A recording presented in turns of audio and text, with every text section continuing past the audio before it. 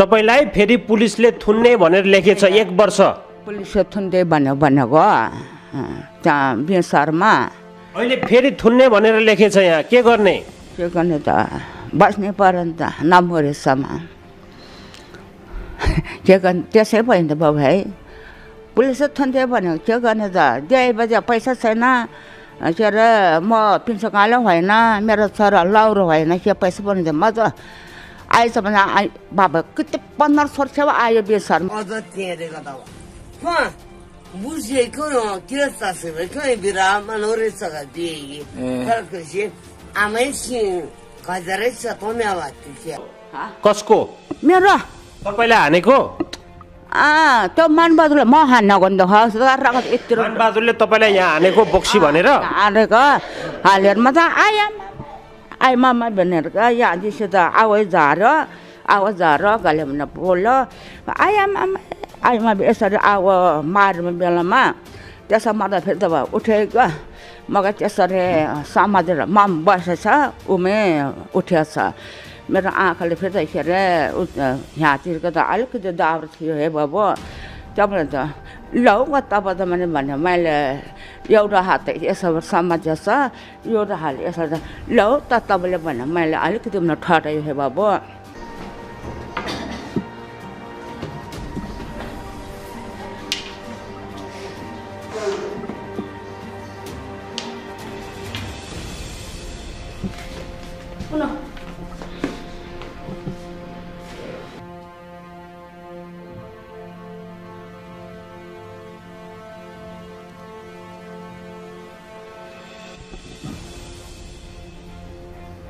जिल्ला अदालत लमजुङको फैसला अनुसार उहाँ ज्यान मार्ने उद्योग कसुरको अपराधी हो।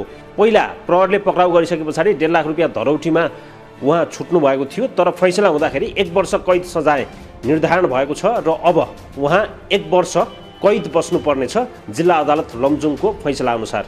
यद्यपि पुनरावेदन गर्ने समय आज हामीले यो रेकर्ड गरिन्जेलसम्म उच्च अदालतमा पुनरावेदन गर्ने समय बाँकी छ। आम रूपमा केही भन्न चाहन्छु भनेर उहाँको परिवारका एकजना सदस्यसहित उहाँ अहिले हाम्रो कार्यालयमा हुनुहुन्छ। अब उहाँ नेपाली भाषा राम्रोसँग बोल्नुहुन्न भन्ने जानकारी छ मलाई। यद्यपि म प्रयास गर्छु के भएको थियो घटना र उहाँले चाहिँ के भन्न चाहनुहुन्छ भन्ने विषयमा र उहाँले कान पनि राम्रोसँग नसुन्नुहुँदछ तर म उहाँसँग संवाद गर्ने कोसिस गर्दछु। आमा नमस्कार। नमस्कार बाबु। तपाईको उमेर कति भयो? कति वर्ष हुनुभयो? खै थाहै छैन बाबु। थाहै छैन? के भएको त घटना भन्नुस् त? पहिला मेरो घर यो हो त दानको छ बाबा घर उता छ यसो यो त छ। उसको आमाले उसको बाबा बेसा आएर आएको उसको छोरामाथि मर्यो मेरो छोरामाथि मर्यो। तपाईँको ठुलो छोरा? मेरो छोरा तिनीहरू थियो एउटा बोरीसँग पूर्वमा बिदिन त एउटा दानको छोरीले क्या उसको छोरीले क्या भन्थ्यो मसँग है बाबु के अरे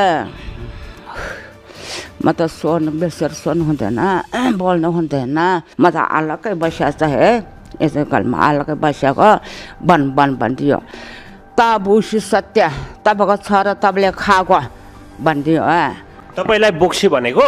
मसँग बुसी भन्ने त बुसी पर्मेन्ट दिनु पर्यो नि बाबु सरकारले बुसी भन्ने। तपाईँलाई बोक्सी भने? बोक्सी भने तैँले छोरो खाइस आफ्नो छोरो खाइस बोक्सी भएर भने? कति मान्छे खायो मैले मेरो छोराले खायो बुसी भएर कति मान्छे खायो है बाबु म त थाहा छैन ईश्वर बाबु है बाबु ताई है त्यसो भन्थ्यो। त आँखाले हतेर आवाले म त यहाँ गएँ जमै गरेँ बाबा जप गरेर रगतमा यहाँतिर ठुलो भएको। कसको? मेरो। तपाईँलाई हानेको? त्यो मानबहादुरले म हान्न गन्द रगत यति। मानबहादुरले तपाईँलाई यहाँ हानेको बोक्सी भनेर? हानेको हालेर म त आइ मामा भनेर यहाँ दिसो त आवाज झार गले भने बोल्यो आइमा यसरी मार्ने बेलामा त्यसो मार्दा फेरि त उठेको मगर त्यसरी समातेर माम बसेछ उमे उठेछ। मेरो आँखाले फेरि त के अरे यहाँतिरको त अलिकति दाउरो थियो हे बाबु तपाईँले त लौ तपाईँ त भने मैले एउटा हात यसो समाज एउटा हात यसो ल त तपाईँले भने मैले अलिकति ठहरायो हे बाबु त्यसरी ठहराउनेको त तपाईँलाई पहिला मानबहादुरले हाने यहाँ अनि बोक्सी भने बोक्सी भने भन्ने मेरो छोरा खायो भने भन्ने पहिला त्यसो भनेको त्यसो भने म भने अलिकति रिस आयो नि हे बाबु त्यहाँ टाको एकचोटि भाउ दुईचोटि गर्छ मान्नुपर्छ म त मर्दैन तपाईँलाई फेरि पुलिसले थुन्ने भनेर लेखेछ 1 वर्ष पुलिसले थुन्दै भनेको त्यहाँ बेसारमा अहिले फेरि थुन्ने भनेर लेखेछ यहाँ के गर्ने त बस्नै पर्यो नि त नमरेसम्म के गर्ने त्यसै भयो नि त बाबु है पुलिसले थुन्दै भनेको के गर्ने त 2 बजे पैसा छैन के अरे म पिन्सकालो होइन मेरो छोरा लाउरो होइन के पैसा पनि म त आएछ भने बाबा कति 1500 सेवा आयो बेसरमा मानबहादुरले दबाई गरेको 6 लाख रुपियाँ तिर्ने अरे तपाईँले 6 लाख देऊ भनेछ नि त हो चल्या दिन्छ पैसा छ कि छैन 6 लाख कसित मसित छैन हौ त्यसो भनेको छ 6 लाख रुपियाँ तिर्नुपर्छ भनेछ त्यो यहाँ चाहिँ लेखाएको छ 6 लाख छ भनेर आफै म त पैसा पनि छैन म त बेसर गएर पुलिस चाहिँ के गर्छु बर्मा बस्छु काम गर्न सक्दैन मेरो त रोगी छ बाबु मरेर बिमार भएर मऱ्यो त पुलिसको घरमा मर्छ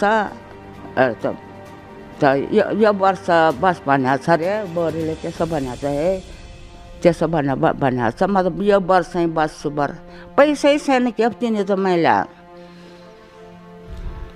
बुसीको परमा दिनुहोस् बाउ बुसी छ म के गर्ने त पुलिस त बाँच भने बस्ने पर्यो दिए भने पैसा छैन के गर्ने त पैसा छैन के गर्ने त पैसा भएको तिरेर जान्छ त पैसा नभएको तिरे बस्ने पर्यो नि त के गर्ने त